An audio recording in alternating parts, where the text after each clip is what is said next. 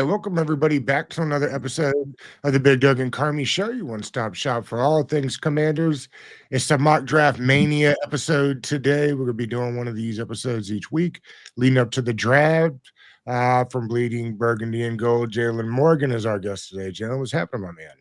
What's up, guys? Super excited to come on with you guys. You guys have been getting some big pulls, so to share myself some of the names. You guys had Benjamin Albright turn the camera on for you guys. Like, you guys are legends. Everybody knows Benjamin Albright does not turn on that camera. So I'm excited to be here. I'm excited to be working with some of my favorite content creators in the Washington community. Appreciate that, bro. Appreciate it. Yes, Benjamin Albright in the mobile office this week did have the camera on. I've had Benjamin on, I don't know, 10 or 12 times over the years, and I think I'm good for half of the episodes with the camera on. So it made me laugh when you posted that the other day that we got it with the camera on now. Benjamin's one of my favorites. All right, look, there are several ways Commanders can go this offseason. There are trade names out there. As you know, Jalen, as hot as the team was last year, they're going to be linked to all of the big moves, particularly with the cap space. And then, of course, we have the draft where they can get better. In my mind, they've got to get better. Juice on the edge. They need another corner that can play boundary. And they need some sort of offensive line help, depending on whether you think Brandon Coleman is a legit left tackle. I guess, we'll start there. Did Brandon Coleman show you enough where you don't feel like you have to go left tackle in the first round or two?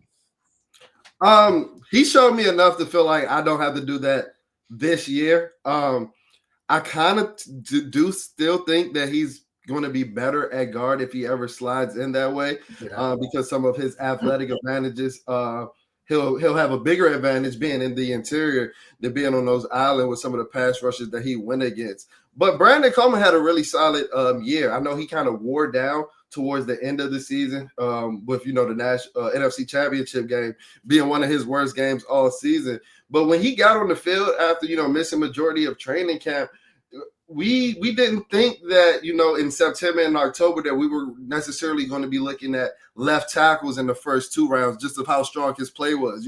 He shut out Myles Garrett from the stat sheet. Myles Garrett recorded the same amount of stats as me when they played the Cleveland Browns, right? And I even think that he held up well against the Baltimore Ravens. Like I said, I think his play kind of teetered and went down towards the end of the year, and I think some of that had to do with injuries. He didn't look as spry, get out of his kick step and things of that nature. But I think he's done enough to not address it immediately. Do I think that there can be an upgrade at that position? Absolutely. But I think that he's a nice holdover for the left tackle position in the time being. Jalen, one of the biggest deficits I feel like for Washington is wide receiver, right? I think we truly need another wide receiver to complement Terry. I'm curious on your thoughts on that. Are there any priority re-signings like OZ or Diamie Brown? Do you want them coming back by any chance? And who do you want them to pursue potentially in free agency or for a trade? So, like I said, going back to like my Brandon Coleman point, just because we're always tapped into like the draft and things of that nature, in October and November, wide receiver would have been probably number one on my priority list as well. I've kind of gotten off of that a little bit just because Jaden Daniels, he's shown me that he's the type of guy that's going to have success whoever his wide receivers are. But I will say that I think one of our biggest needs is an offensive playmaker, whether that be at the wide receiver or the running back position. I honestly think running back RB1 might be a bigger need than a wide receiver 2, in my opinion, even though I do think that we still need a wide receiver 2. I don't want to diminish your thoughts by any means because I was right there with you. But as we saw Jaden, turn out the season, it seemed like it didn't matter who was out there with Jaden. Even when Noah Brown went down, that's when we started to see those big games from Olamide Zaccheaus. And then, Diamie Brown carried that torch into the playoffs. I honestly think that our biggest need on offense is just somebody that can hit their head on the goalpost. Like, we need breakaway speed. Playmaker. Yeah, we need breakaway speed and somebody that is going to turn these 17 and 18 play drives that we had towards the end of the season. While I love the efficiency, You're not going to be able to do that all season. You got to have some explosive plays, So whether that comes from a running back or a wide receiver, I think that's where our biggest need outside of the trenches are right now. George, did you see who Thor Nystrom had his comp for Trayvon Henderson today? I didn't see it. Who was it? DeMarco Murray or who Your was it, guy, right? Clinton Portis. Clinton Portis. Okay. Is the comp that he had for Trayvon Henderson. Shout out to Thor. Be on in a couple weeks. His comps are golden. And if that's Clinton Portis again, I will say 29 is not too rich for my blood. If you've got a home run, like Jalen, I don't know about you, but George and I spend an absurd amount of time talking about the fact that we have no juice. We got to get juice all over the field at any position. Outside of quarterback and wide receiver one, they need juice. And if that's a home run hitter at running back, to me, 29 or the first pick in the second round for us is not overspending for a guy, to your point, Jalen. Living on them 17 play drives what got this beard look at this. Exactly. You cannot do it that way all the time. I agree with you. Diami Brown might have priced himself out of the Commanders. I think that'll be an interesting one. He's going to make some money. They may be happy just bringing the two, like the other Brown. Noah was on, I think, for 700 yards before he went down. And I agree with kind of what you were hinting at, Jalen. The offense in general, O-line and wide receiver, I think specifically because of the scheme and because of the quarterback's ability to get you right, I think it's another reason why I think they will spend a lot of this offseason making sure they are not giving up 55 points to the Eagles next year. A lot of work needs to be done on defense. And there's some guys at 29 that could provide some of that juice, whether it's on the end. Tackle to me is still open. If they like a tackle at 29, again, those two tackles we have aren't going to be there for the next 3 or 4 years. Like, they got to start building. The other thing I think will be interesting in free agency this year, they cannot continue to rely on one-year contracts. I mean, they hit about as many of them as you could last year. You just can't, like, I know why they did that. You had to set something up and try to get it going. But to me, there's like 4 or 5 of those guys I'd bring back on 2 or 3 year deals, and I'd be good on that. Jalen, are there guys that you have prioritized bringing back that were on the roster last year? I think number one on my list is Jeremy Chin. And I don't know why some Commander fans, I don't know. They talk about Jeremy Chin like he's a bum. And my question to them is, have you seen the Washington safety play over the last 20 years? He gave us some of the best safety play that we've had in recent memory. And one of the reasons why I love Jeremy Chin is because he brings that, because, I go to the games as a season ticket holder. He brings, like, you see it on the field, and you might be able to notice it more when you're there live in action, but he brings that physical intimidation presence that you need to be an elite defense. Even like I was telling somebody, because they were talking about his missed tackle on Saquon. Do you know how many of those runs would have been 60 or 80-yard runs throughout the entire season if Jeremy Chin didn't make a tackle 20 yards down the field? Yeah, we don't want to see tackles 20 yards down the field, but that's more an indictment on our trench play and our linebackers than it is like Jeremy Chin. And I think he's just more twitched up and has a better athletic profile than a lot of the safeties that we've been dealing with in the last couple of years. So he'll probably be number one on my list. And I'm also in favor of bringing back guys like Bobby Wagner and Zach Ertz. A lot of it has to do with, because I really think they accelerated the culture installation for the organization, being leaders, being guys that had deep playoff runs, and both of those guys having Super Bowl rings. I really think like those two guys, what they were doing off the field, we see the relationship that Bobby has with Jaden. We see the security blanket that Zach Ertz is for Jaden.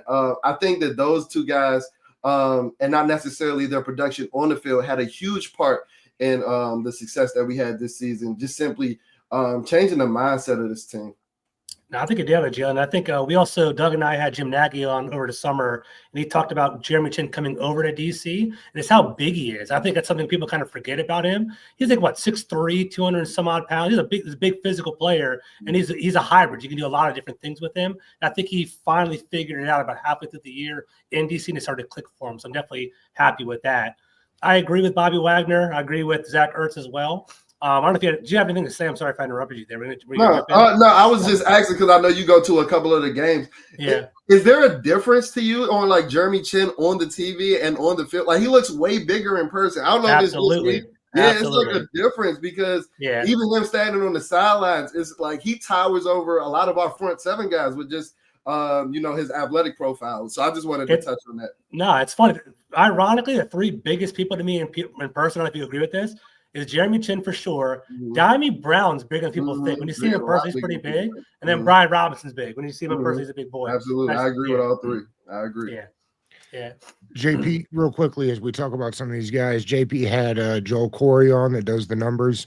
And I'm just looking at the quotes here. It says, looking tight end wise, looking at Hunter Henry at $9 million, I think the floor for Ertz deal is $7 or $8 million a year. I think he made like the bare minimum last year. 7 or 8 probably. I'm not sure where the rest of the tight ends are, but I just thought that was interesting money. And then he says the floor for Bobby Wagner's contract starts at $10 million. $10 million feels like a lot of scratch for a middle linebacker with a couple years left. I'm not saying I don't want him back, and I'm not saying they don't have the money to do it. And in reality, the cap's at what, 280, 270 this year? Like $10 million means 2% of that, whatever it is. So it's like, I get it's not a lot, but still, in a day and age where people aren't standing in line to play off-ball linebackers, a whole lot of money.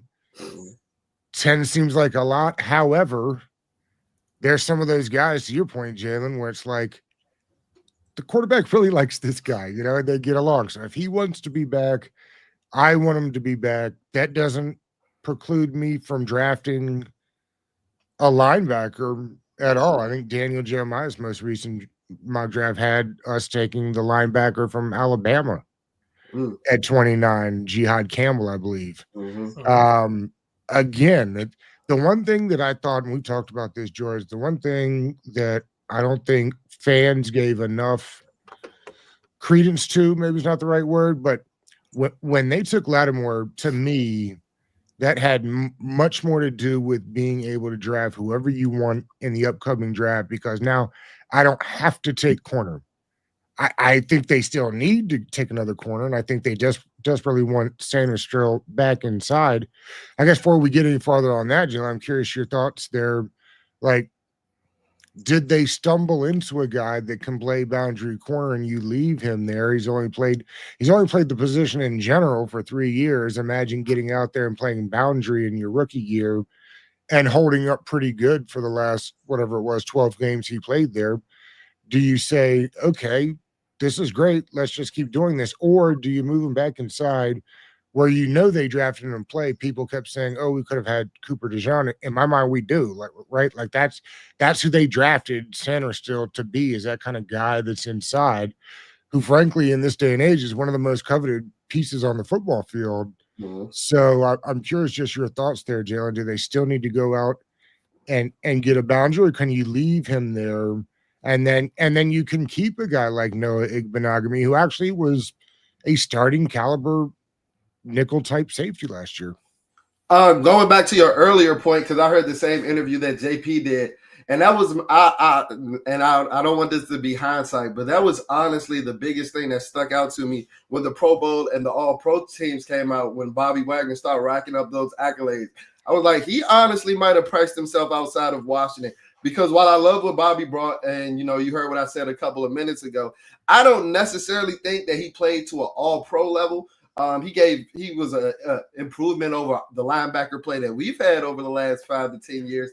But I think his accolades that he racked up this year was more like a lifetime achievement award. But this is what guys use when it comes contract time, and that was the biggest thing that I was nervous about. And when I heard that, I was like, I don't know if I'm willing to pay Bobby Wagner $10 million to play in a 3-yard by 3-yard box. Even though he does that at an elite level, we are missing some of that sideline to sideline range. And a guy like Jordan McGee was having a strong training camp before injuries kind of derailed. Yeah, I liked him a lot from the couple of days that I went to training camp as well. Like his range, you can see that. Like it jumps off of the field. And while Bobby is an amazing player, you're not saying that about him going sideline to sideline in 2025. But going back to your point about Mikey, I honestly, I know the natural position term with him is getting thrown out a little bit too loosely because we got to remember this is a guy that was playing wide receiver 2 years ago, right? That's true. So I'm not necessarily saying that the nickelback is his natural position. I do want to see him slide back inside, and I think that has more so to do with the type of player that he is. He's more instinct-based and technical-based. He's willing to stick his nose in there, and I'd rather have that in the nickel than the boundary. But I also think he has some physical limitations that can get exposed on the boundary. Like we saw it against A.J. Brown in the NFC Championship game. We saw it when he was lining up against Jamar Chase. He didn't seem to have the long speed. These are some of the reasons why, guys put their X-Y receiver in the slot to kind of get those mismatches with the physical limitations that a lot of those nickel corners have. So this isn't a slight to Mikey by any means, but he reminds me a lot of like a Rondé Barber type. And he's a Hall of Famer, but this is a guy that stayed, shoot into that nickel back position. And he wasn't out there checking Calvin Johnson, but he did his job. He did his job extremely well. And Mikey reminds me a lot of him, just as far as like his instincts and his technical play. So while I would like to add another boundary wide receiver, I don't think it's necessary because Mikey showed you over the course of last season, he's just going to get the job done wherever you play. But if you want to max out this defense, I do think that the nickelback position would be better suited for Mikey. And then hopefully we fill in another boundary position because I wouldn't mind bringing Noah I back either. Yeah, it's a good player. Good player.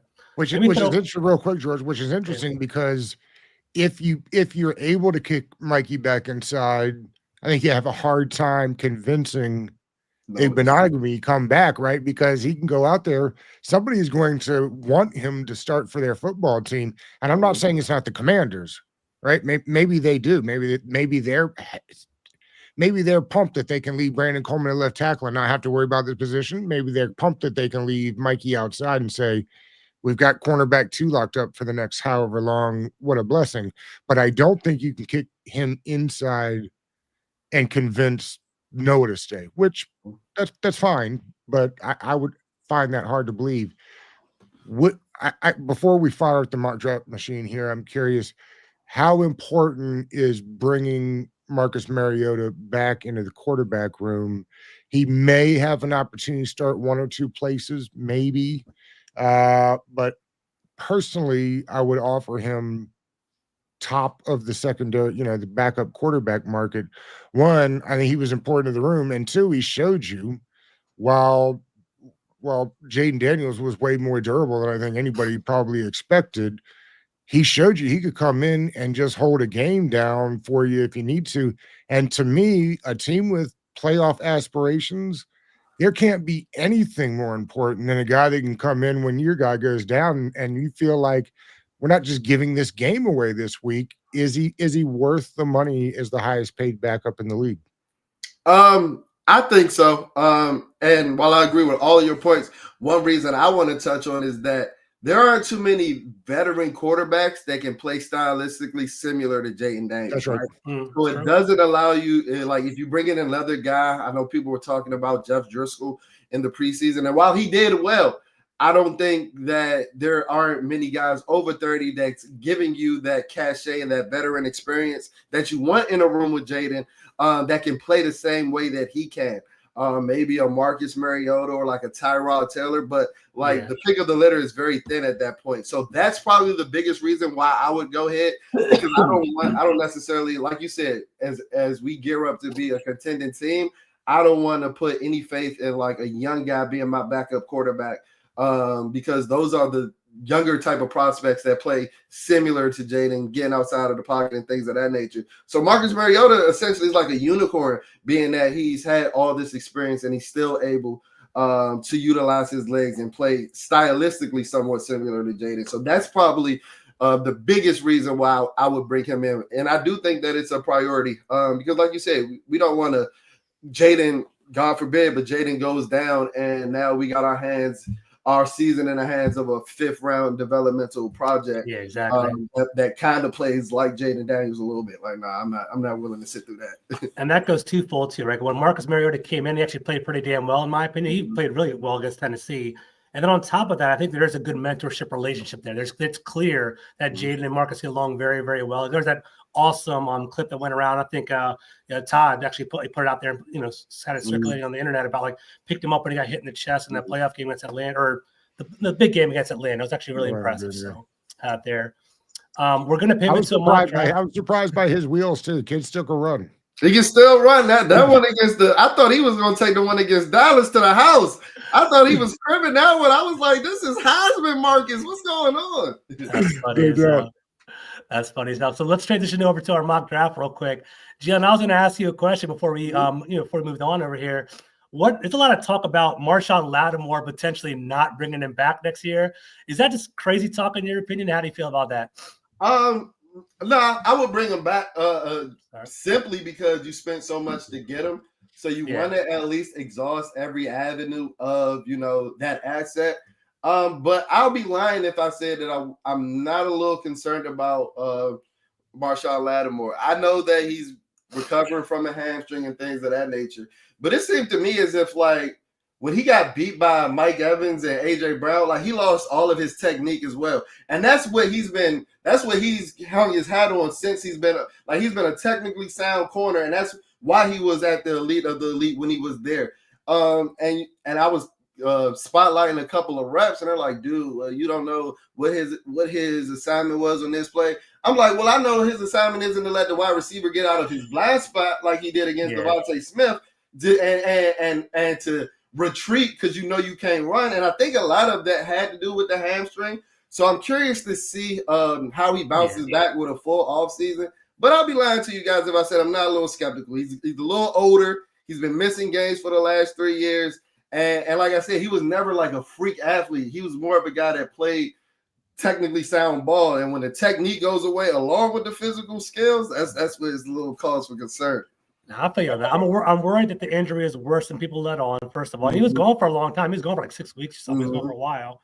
And then I think he's kind of a heady player, which is a blessing and a curse. Like heady with like anger. He plays with a fire. He has a chip on his shoulder. That works sometimes. When you get pissed off and kind of start seeing red, you start losing that technique that you're talking about, start losing that fundamental. So hopefully you can kind of gather together and be dialed in. So we'll see. Oh, we love it when you're playing well. We hate it when you're getting cooked. Absolutely. All right, so let's get on to this, guys. So let's do our mock draft over here. I wanted to run the simulator. We'll go through 3 rounds.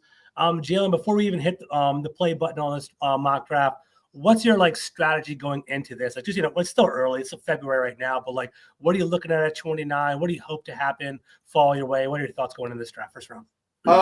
My entire motto, my entire strategy, going into the offseason is doing whatever you need to do to compete with the Philadelphia Eagles. Because if you gear up for them, every other team is going to fall by the wayside. I honestly think as a roster, the Philadelphia Eagles are that good. They're the exemplar? Because of their physical nature of play, because of their dominance. So I'm going into the free agency. I'm going into, when a new league year starts on the trade block. I'm trying to build up the trenches, but also matching up with Philly is also having dynamic skill position players as well. So I'm not pigeonholing myself into a particular player, but I'm going into the draft with anything that I can do to compete with Philly. Because I know a lot of people, and I hate to touch on it, but I know a lot of people love Brian Robinson in this community, and I get it. I get the feel good story, and I like Brian Robinson as a guy and a player as well. But I don't see how you can see Saquon Barkley for 3 times a year and think that Brian Robinson and be content with Brian Robinson coming out of the backfield. So that's what I mean about just doing whatever it takes to compete with the Philadelphia Eagles, because they're at the top of the mountaintop right now. Yeah, I agree. I think going into free agency, you kind of cover up all the holes so you can walk into the draft with BPA. And I think it'll be a travesty if Washington walks away not getting a running back in this particular draft class, right? It's a dope draft class. We want to get some, kind of pull that away over here. So, Doug, you ready? Yep. Let's get it going. I also didn't realize while we were talking about running backs that like McNichols has been in the league for like 8 years now. I don't know why I thought that we found him somewhere, but I think he was on the Seahawks for a little while, right? He's on the roster Titans needs too. The roster needs a complete overhaul. Yeah, absolutely. As far as the running back room goes. Yeah, I saw an Eagles fan say they went back and watched some A.J. Brown, Tennessee Titans highlights, and McNichols was popping up all over that highlight tape. That's so funny. That's so crazy. That's so funny. All right, so in a second we'll kind of look back at the board before we get to 29. So Golden's gone, but I'm telling you, that's the guy that I keep seeing, wide receiver from Texas, that just makes more and more sense the more you look at him. He's gone here, but so we're looking Cam Ward number 1 overall, Travis Hunter, Shador Sanders. So we're starting to see, some of the big names off the top.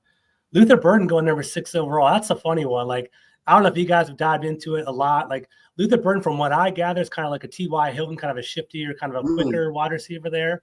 Is what I've kind of got from him. Torrey McMillan's a huge wide receiver there. The James Pierce Jr. stuff coming out about not trying hard. My brother is a huge Tennessee fan. He said he never really heard that.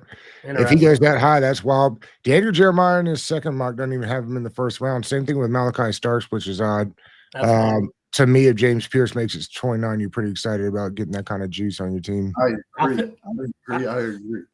I feel like PFF's drunk right now. They have Tyler Warren going to the Falcons, dropping another tight end. Emeka Ibuka going back to Seattle, which I feel like is very similar to JSN's. I feel like it's kind of redundant there. If he's at 29, I wouldn't mind taking an Ohio State wide receiver, man. I'm biased there, but let's go down a little bit over here. Amari Hampton, I know that's a guy you like, Jalen's going 24 overall. So we're sitting at 29, fellas. What are your thoughts? What should we look at here? Seeing Connerly. Revel. It feels odd that you've got a guy like Jalen there from scroll back down a little bit. Who's the kid from Georgia? Jalen Walker. Again, I'd be shocked if he got down there, but if he does, I think you'd be excited about that. Trey Amos there as a cornerback. Same thing with the kid from ECU. Yeah, Siobhan Revel, I'm hearing really good things about him. I think he's 6'3" as well. It's a pretty oversized corner, which would be definitely appealing. That fits the whole Richard Sherman big body cornerback that Dan Quinn likes. So I like that there for sure. The kid from Boston College has got a lot of juice and bend. We were talking about him on Wednesday. Yeah, people like the Princely as well. Jalen, you're our guest, man. Typically, when our guest comes on, they pull the trigger. So we're throwing some things out there. So is there anything you're interested in? The two names that are sticking out to me right now are Nick Scouton and Colston Loveland. Because we have a lot of cornerbacks still. I love Siobhan Revel, but I like Ben Morrison just as much. And I see we have about 4 cornerbacks that I wouldn't mind taking in the second round or the later rounds. I like Trey Amos as well. But the two names sticking out to me right now is Colston Loveland, because you can get that, more dynamic at that tight end position. He's like tight end too, right? In the draft, from what I understand. Yeah. And I honestly think he's the better pass catcher tight end between him and Tyler Warren. I think Tyler Warren is just an amazing football player, kind of like in the mode of Brock Bowers, where he can run end arounds and things of that nature. But just as a pure pass catcher, I think Colston Loveland might have the edge on that. So him or Nick Scouton. I know Nick Scouton isn't as highly regarded as he was last year. But I think as far as what Washington needs, as far as a guy holding up on the edge and run defense, which is one of our biggest needs, I think that he's one of the best in the draft at doing that. So it's between those two for me. And this is why I'm not a GM, because now I'm so super indecisive. So I'll let you guys pick in between those two. Doug, I like that. That's a good. I wasn't even going that route. I was leaning more Connerly, but I love that's why we like having guests on here, because you give us a different perspective. We'll run a couple, George. So let's go ahead and do the tight end here. I like it. Why not? And give the people watching at home something to get upset about. I like it. Perfect. Let's see who goes off the board here. And listen, they have the rookie from last year under contract. That's it, right? At tight end. So that's not as crazy as You let Bates go. I think Bates is an unrestricted free agent. I'm not tied to him. Some people love Bates and they're really hyped up. But like people keep saying he's the best blocking tight end in all of football. I mean, come on. I say that, George. I think it's hyperbole, though. I think people kind of hype it up. I think he's a good blocker. But I don't know if he's like elite like that. But I don't know. I mean, he's good. You can He's remember solid. before the season, Adam Peters was talking about Ben Sinnott like he was going to be used a lot like a fullback. So I mean, I don't know why people are really like expecting him to be this 1,000-yard tight end. I never had that in the cards for Ben Sinnott. I think he could be a productive football player, but like this natural pass catching tight end, I never thought he was that. Yeah, and not to mention he was tight end 3 this year, right? Like you weren't going to get in on blocking sets because that's Bates' job. You weren't going to get in as the shift tight end because we've got that guy. So it was like he got in when they ran 3 tight end sets, really, or heavy packages. So it wasn't like what opportunities did he have to get out there and be a 400 or 500-yard catcher? It just wasn't going to happen. So look at the board right here. Some of the big, I think, honestly, in my opinion, there's a lot of value in the top of the second round every single year, right? So you're starting to see some players come off the board. Jack Sawyer is a big name. I like Shamar Turner. He's a big edge. He has some passion. He's like a raw pass rusher ability there. Everyone's saying he's kind of like he's built like a Raven, is what I keep hearing over and over again. So I'm catching from people. What else? Cam Scatabo. I think that's a little bit too high for me. I think Cam Scatabo is like he's a good football player, but he reminds me of that like. What's that Cleveland Brown running back? I was like on Madden a couple of years ago. Give that Peyton Hillis vibes from me. I feel like he's gonna be like he's gonna have a ceiling to me. I'm not really high on him. Well, certainly when we're talking about juice, that's not the guy that's talking about. Yeah, for sure. Not at all. And Restrepo, people sleep on him. I think he's gonna be a nice little slot wide receiver. He's kind of like underneath like shifty type of outlet kind of wide receiver. I like him a lot too. So I like Restrepo a lot too. I'm curious to see what he runs in the 40. Yeah, me too. I'm curious about that. So here we go. We got some running backs on the board, fella. Dylan Sampson, Caleb Johnson, high up on the board. This Caleb Johnson is going to run a 4.3. He's flying up boards. See Donovan Jackson. People like him. Yeah, dude. Trayvon Henderson. There's some good players right here. So I'd like any one of these. Sampson, Johnson, Donovan Jackson's a nice one. Trayvon Henderson. I'll be a steal. We got him in the second round. I'll be pumped about that. So. That's my boy from Maryland. Jordan Phillips is a pretty good player. That's too early for me here, but I like it. I like that he's rising up the board. So, Jalen, that's on you, bro. You're the guest. So early in the episode, I said that I wanted more guys that can hit their head on the goalpost. Absolutely. To supplement Jaden Daniels with. And being that I think we're going to do a lot with the defense and free agency, I'm looking at either Dylan Sampson or Travion Henderson right here. 2 guys that can take it 80 yards with any given carry. And I think that Travion Henderson might be the better all-around football player. So if we can go ahead and take Travion Henderson, who I think might ultimately end up being like the 3rd best running back out of this class. Which is say something, right? It's a deep ass class. Which is saying a lot because this class is amazing. But it's especially like what we need, like you guys have been saying all episode, juice. This guy has it. He does. This guy really has it. Underrated pass catcher too. People sleep on that. He can catch the ball. He can take it upfield too. So I like even when Doug was mentioning Thor had Compton with Clinton Portis. I agree with the comp. I think it should have been Clinton Portis in the Broncos jersey though. Yeah. He put on a couple of pounds once he became a Redskin, and Joe Gibbs wanted him to run like John Riggins. But I do agree that Travion Henderson gives me a lot of Broncos Clinton Portis vibes. I like it. Let's pull it. It was absolutely crazy. It's always funny what happens to guys and where they end up. And I remember Santana Moss was on and said he never got a chance to play in the slot in the NFL until he got with Mike Shanahan. And I just thought to myself, imagine what that dude's career would have been like if he could have gotten like major work in the slot where which is probably his natural position and what he would have played in most modern offenses. Just crazy. This guy, okay, so here's the guy I was telling you about earlier. Scroll back down. Imanawari. Where? Yeah, Imanawari. This guy right here, I'm telling you, is built for Dan Quinn. What's the size on him? He's got Jeremy Chin type physical traits. Well, I've heard a lot of people say that the comps are ceiling Derwin James, floor Jeremy Chin. This is a 6'3", 227. Wow, okay, big boy. I don't know much about him, to be honest with you. I don't really know much about him. And he can play the high post. I like Nick Emery a lot. He played corner. He played pure outside corner snaps too. Like this dude's gonna run a 4.4 when the combine comes. And this third round grade here, I promise you, he's going to go way higher than this. Yeah, slot, box, and deep. You guys are right. You can do all three. Huh? He's a freaky dude. We talked about him on Wednesday with James Foster from the 33rd team, and this guy also, as Thomas. People keep talking about him. People say he's not getting out of the first or second round. Yeah, people keep talking about him over and over again. Yeah. That's a natural, he's a pure boundary corner. Yeah, 675. That's a natural snaps. Man. He'll lock you up type guy. Perfect for Dan Quinn. 6'2", 200 pounds. Yeah, that's a nice one. Especially if we want to play press man, like we were doing, like we were in Dallas. That's an ideal press man corner. It is. That's what he does well. That Josiah Stewart's it's got some potential too. Yeah. Keep hearing about him.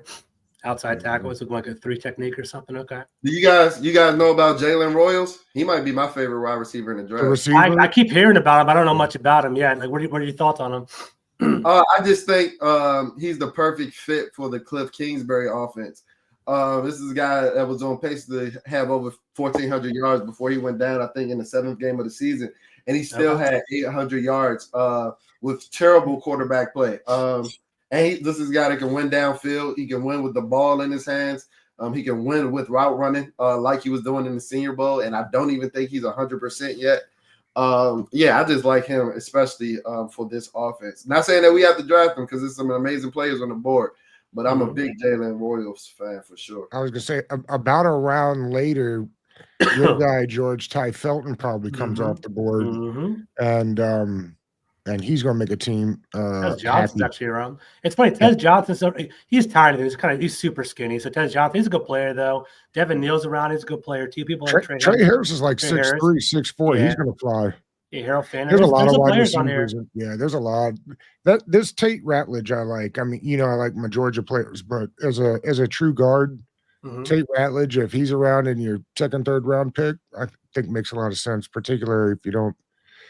That injury to Cosby makes me nervous. I know he's only asked to play in a phone booth, but you destroy your leg on the 2nd or last game of the season or whatever it was, and expecting him to be back anytime in the first half of the season feels unfair. So I'm going to throw it over to Jalen. He can pick, but it's funny. All of us talked unanimously about addressing the defense in the draft. We went 2 offensive players in the draft, so keep that in mind. Tight end and halfback. Start. It doesn't matter to me. I'm just saying. Well, Jalen went crazy and drafted tight end first. So, all right. Yeah, so you guys tell me where you want to go with it. Also BPA. Maybe we can do whatever we want. It doesn't matter. Yeah, based off of how the way the board is shaking out, I would probably go Azariah Thomas here. I like it. Yeah, I'll probably go Azariah Thomas. So, and he's for sure a boundary corner. Yes. You would definitely be sliding Mikey in the inside like we were talking about earlier in the episode. One of the things I like about that move, and any move that does this, but when you draft a guy like Thomas that can play boundary corner, it actually makes you better at 2 positions at the same time, right? You're upgrading the boundary and you're upgrading the nickel at the same time. And I think it's always important to remember when you can do things like that, upgrade multiple positions at the same time. I'm gonna take a screenshot of this and we'll post it up on Twitter. People can fry us and see what they say about it. So we got a pick right there. Do you want to do one more round or are you good? What do you guys think? Or one more round? Yeah, we can do one more. All right, so give me 1 second. See how variance is. Let's see. Hold on. You'll have vote on A or B. Which one do you think we did a better job with? Something like that.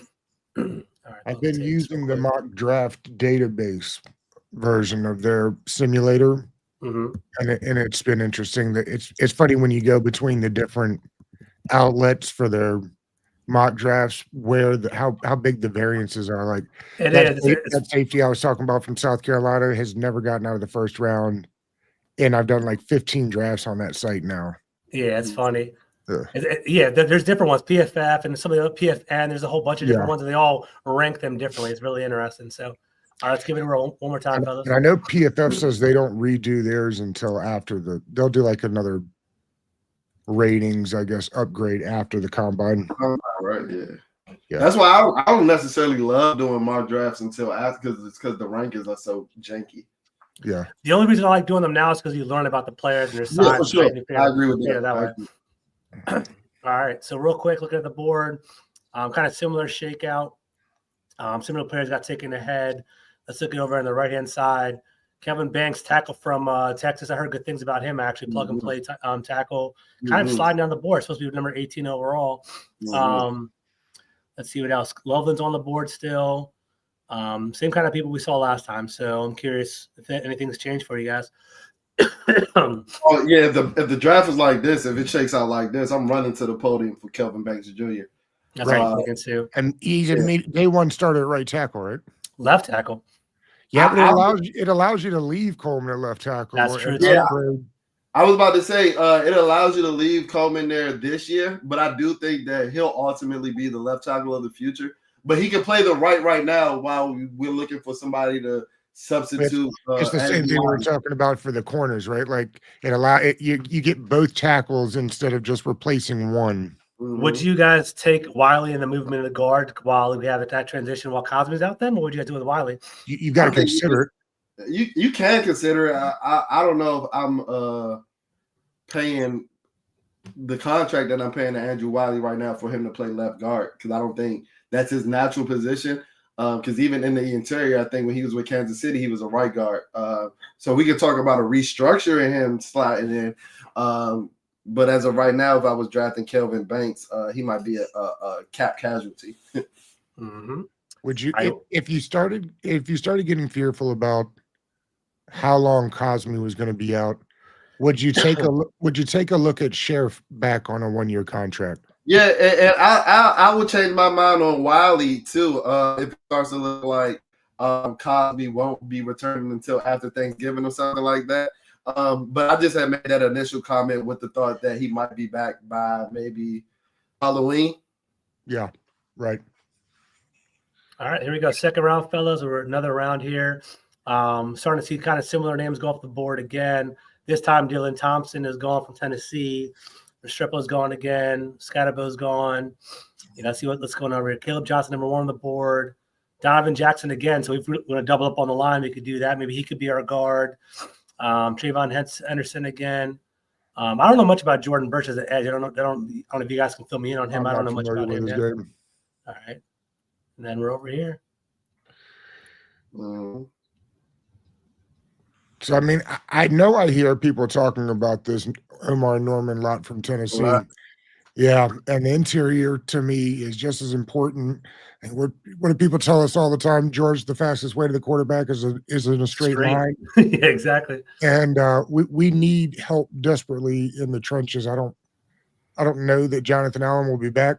I'm curious your thoughts as we work through this, Jalen. There's mixed feelings about Jonathan Allen. I don't know that he's playing his best football. Certainly, I thought he looked better when he got back down the stretch.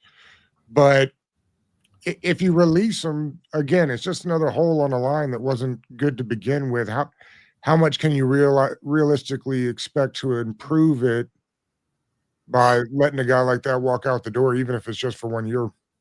I got a lot of thoughts on those defensive tackles, man. First of all, I think both of them are grossly overpaid. But I do think that John Allen had kind of like a renaissance when he came back for that playoff push. But I don't think that he was, playing up until that $20+ million salary that he is making. But like I got a bunch of thoughts, because like the talk with the Washington community now is like bringing in Myles Garrett, selling the farm for him, right? But Jonathan, and I know Myles Garrett is a freak athlete, and I get it. But Jonathan Allen is only 8 months older than Myles Garrett, and it seems like he's on the downside of his career, right? It just is something to think about. And I'm not saying that this is going to be the same thing that happens with Myles Garrett, but John Allen is technically still in his athletic prime, and it seems like he's starting to wear down. That would be the biggest reason why I would cut bait with him if I had to. Including the fact that he doesn't have any guaranteed money. And Daron Payne, like I said, I think John Allen's better. The only reason why I haven't really considered doing anything with Daron Payne, because I think it's going to be impossible to get rid of that contract this year. Yes. Like, I could do anything if I could do anything to get him off of this football team, I would. Because it really seems to me like he's the type of guy that had a facade of a year in his contract year and kind of like milled it in after that. Because everybody's talking about, oh, dude, the defensive tackle position, they're not made for stats. Go back and look at the games this year. Daron Payne was getting pushed off his spot in the run game. Like, I have never seen during his time in the Washington football uniform. And that's with Greg Minuski. That's with Jack Del Rio. That's with whoever was his defensive coordinator. It seems like he's regressing as well. So I don't want to hold that too much to scheme. So a guy like Norman Lott does pique my interest right here, because I do think we need to get younger, and I do think we need to get more dynamic in that defensive interior line. Let's draft him. I think it's kind of a fun, different. Yeah. It's a different wrinkle. It's so easy to get Trayvon Henderson. Another running back again. So let's do this. And then I don't know if you guys caught it, but I've been, all of us do our research and all of us follow the team pretty heavy. I've been catching undertones, fellas, that the team really appreciated that Jonathan Allen came back after being injured. They always talk about like commander mentality and playing like a commander. I think that gathered him some clout in the locker rooms. I think Kingsbury, Dan Quinn, Adam Peters all like that. So just got to keep that in mind. We've said a couple of times, George, and I stand by. Wait, say it again. Yes, broke up. Go ahead, Jared. Oh, no, I was just saying I started to hear those same undertones in the last couple of weeks regarding John Allen as well. Everybody's talking about, man, he made it back for those last couple of games, though. Almost like it's a feather in his cap. And like I said, he played much better than he did at the beginning of the year, but I don't know if that's enough to bring him back at his $20+ million per year salary. Yeah. Well, the interesting thing, and I've always told you, George, I think all things equal, if they could choose, the Commanders would prefer John Allen back to Daron Payne. I agree. To Jared's point, you can't move the Daron Payne contract. So that's a hard part. If you only bring one back, I think they'd rather have John, but it doesn't. And that's why I said maybe they just bring him back for the rest of the contract and let him play it out if he's willing to do that without any guaranteed money. The other thing we've talked about for years, George, and I feel bad, as bad as you could feel bad for a guy, right, playing professional sports. They were running those D tackles at like 85% of the snaps for the last 3 seasons. How any of them made it alive out of there is still mind-boggling to me. So the notion that their careers look like they're going down instead of continuing to go up, I think was most certainly a product of all those snaps they had to take. Getting worn out. So, fellas, we're in our last round. It's funny. I think this is going to be kind of a sleeper. When we do our vote, I think it's going to be a sleeper popular pick because we went offensive line, defensive line. Our fan base likes that. And I still think you can walk away with a good running back. So there's some good players here. I see Devin Neal. I like him a lot. I think he's a really good player. So that's a pretty good pick from my perspective. People like Mason Taylor. People keep talking about him. Son of Jason Taylor, played with Daniel. I didn't know that. I didn't know that. That's actually really interesting. People like Charles Grant from William and Mary, but we already got a tackle. People are talking about that. So probably kicks him to guard. This Savion Williams, the guy that I had on Wednesday, kept raving about Savion Williams. Interesting. I like Savion Williams a lot as well, especially for this offense. 6'5", goddamn, I didn't realize that. Okay. Yeah. I say he gives you something that we don't have. That's why I said especially for this offense. Yeah. That's on y'all. You let me know. And he should test fairly well. But what are the other wide receiver options that we have here, George? There's Tez Johnson, but he's tiny. He's explosive, but he's tiny. Isaiah Bond, people kind of like him too. I like Isaiah. I like a lot of these receivers. I like Trey Harris. People like Trey Harris. Seems like guys are more down on this wide receiver class. I actually like this wide receiver class a little bit. Oh, I do too.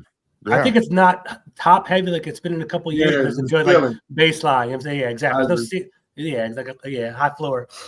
I forget which one of these draft guys said basically, and it's like that a lot to a certain degree, but like 20 to 60 in this draft, you're basically getting like the same player. Like the evaluations and the ratings are not going to be, there's not going to be a major difference between who you're taking at like 25 and 45 in this particular draft, just because like guys like Devin Neal, like that's going to be a big time player in the league. Trey Harris should be a big time player in the league. Now, Harold Fanning, when the tape came out from the senior draft, it looks like he was plodding along, but all he did last year was, break every record for receiving tight end receiving yards. So that kid Deion Walker, I mean, we already did D-line, but that's another big body to put in the middle there to help beef up the run game.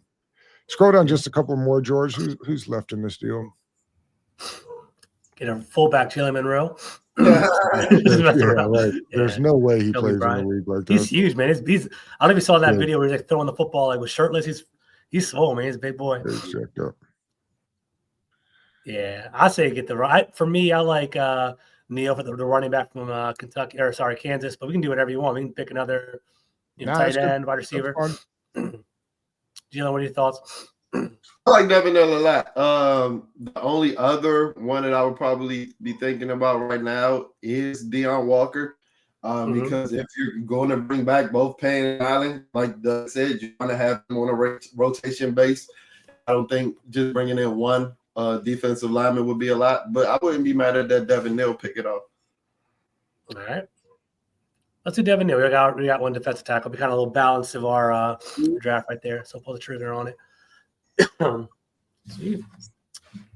All right, fellas. I'll definitely screenshot that. We'll put up that for a little discussion on Twitter. See what people think about all that. I'm sure they'll be very reasonable about it. Be good. It's Washington's Twitter, man. That's all they are. Is reasonable over there. I love it. It's fun. That's right. All right, cool. All right, bring us on home, Doug. Now, I think we saw some. So I think, I say this all the time. The beauty of the mock drafts is that obviously you're not getting them right. You're certainly not getting them right in February, but it allows us to go through the process of taking a look at these guys, seeing what size they are, what they look like, how they fit into the system. It shows you what happens if you take, offensive line in the first round, and what does it look like in the second round. So I think that's the important thing to remember when you watch these. People say all the time, well, who cares about a mock draft? Well, nobody really cares about the mock draft, but it's a good way to get through a lot of players that the average fan is not watching enough tape on. So at any rate, Jalen, this was great, man. It's been too long since we've done this. We'll have to do this again soon. Appreciate you. For sure. I enjoyed myself. Good. Thanks for having me. Man. Have a good weekend, bro. Peace. You too.